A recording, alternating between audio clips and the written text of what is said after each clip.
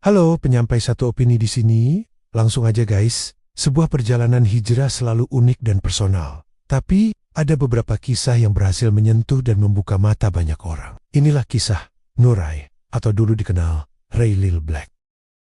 Seorang mualaf asal Jepang yang sebelumnya dikenal luas di industri hiburan dewasa. Dalam sebuah obrolan yang sangat jujur dan mendalam bersama Ustadz Felix Xiao, Nurai membagikan semua detail perjalanannya. Dari awal mula ketertarikannya pada Islam, tantangan yang ia hadapi, hingga pandangannya yang kritis terhadap komunitas Muslim itu sendiri. Mari kita selami bersama sebuah kisah tentang pencarian kedamaian. Mari kita mulai. Pertama, latar belakang dan keputusan berhijrah. Nurai memulai ceritanya dengan ringan tentang pengalamannya di Indonesia dan kesukaannya pada makanan pedas. Namun, pembahasan segera beralih ke inti perjalanannya. Ia menjadi Muslim tahun ini dan mendefinisikan Islam dalam satu kata, damai. Ia bercerita tentang masa lalunya di industri dewasa yang ia masuki pada usia 21 tahun. Ia menikmati prosesnya saat itu, merasa seperti orang terkenal.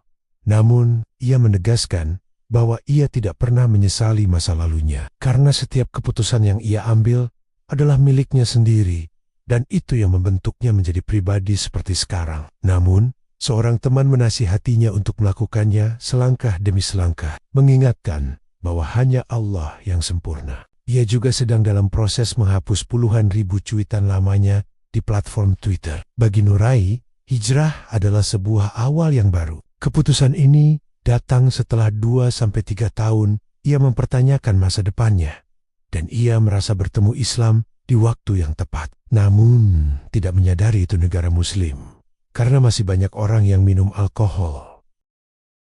Ini sangat kontras dengan pengalamannya di Eropa, di mana penggemarnya seringkali tidak menghargai batasannya. Kedua, tantangan awal menjadi Muslim. Perjalanannya tidak mudah. Awalnya, ia khawatir dengan kewajiban berhijab, terutama saat berolahraga di cuaca panas, dan juga keharusan meninggalkan makanan yang mengandung babi. Selama 6 bulan, ia mempraktikkan Islam secara bertahap, sebelum akhirnya mengucapkan syahadat. Ia mulai terbiasa syalat dan mengenakan hijab karena ketaatannya pada perintah Allah.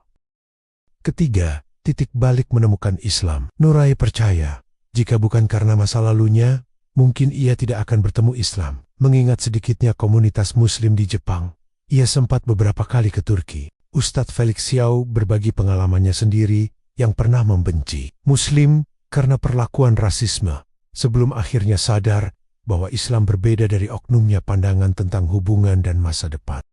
Titik baliknya adalah saat ia bertemu dengan orang-orang Muslim yang sangat baik dan menghormatinya di Kuala Lumpur, terutama seorang fotografer.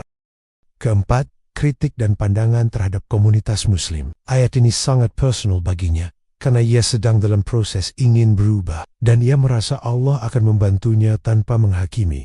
Saat ditanya tentang poligami, ia menjawab dengan tegas, jika ia adalah istri pertama, ia tidak akan mau. Namun, ia akan mempertimbangkan menjadi istri kedua atau ketiga dengan syarat yang sangat spesifik. Seperti jika istri pertama sudah meninggal atau tidak bisa memiliki anak, dan suaminya harus bisa berlaku adil, tapi juga memberikan cermin bagi komunitas Muslim untuk berbenah. Dan bagaimana masa lalu, sepahit apapun itu, bisa menjadi jembatan menuju masa depan yang penuh kedamaian. Ini adalah bagian yang sangat menarik. Nurai secara jujur mengkritik beberapa hal dalam komunitas Muslim. Ia merasa persaudaraan atau ukhuwah masih kurang, karena ia melihat sesama Muslim justru saling bertengkar. Bahkan, saudarinya kini sudah mulai membaca Al-Quran. Ia juga menyoroti sifat terlalu menghakimi.